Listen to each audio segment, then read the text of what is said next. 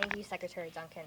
So in the next couple weeks, we're going to see the first chunk of stimulus money going out.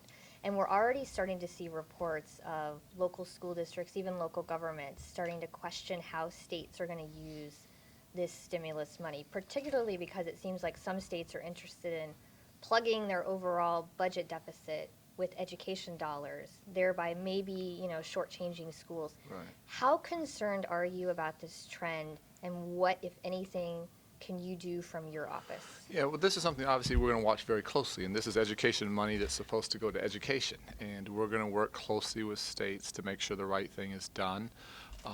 We're in conversations with a number of states literally on a daily basis, and really a lot of this I think is sort of misinterpretation or just helping them better understand the intent here. And so I've had some great conversations. At the end of the day, as you know, while we're putting out literally billions of dollars, we're also holding back billions of dollars.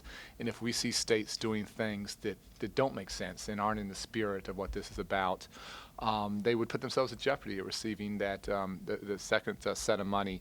And then, as you know, we have unprecedented amount of discretionary money that we're going to put out on a competitive basis through RFPs.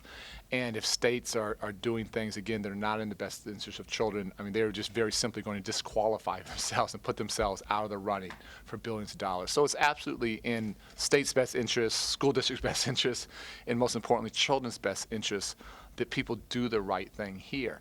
And with 50 states, there's going to be some variation. And what we want to do is not just sort of ensure that bad things that aren't happening, but really help to encourage great things.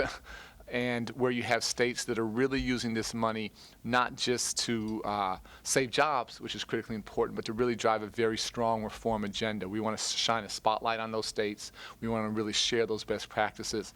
And this would be a real good early test for us. I've talked a lot about trying to become the department that drives innovation and scales up what works. And when we see states, we actually have some really interesting ideas already coming forward, where states are really pushing the envelope and being creative and using this historic amount of resources to fundamentally challenge the status quo and get dramatically better. We want to shine a spotlight on that, recognize, reward it, and share those best practices with other states. There's no pride of authorship here. This is about all of us trying to get better together. Would you ever ask for money back if you found that states didn't use it in the way you think was intended?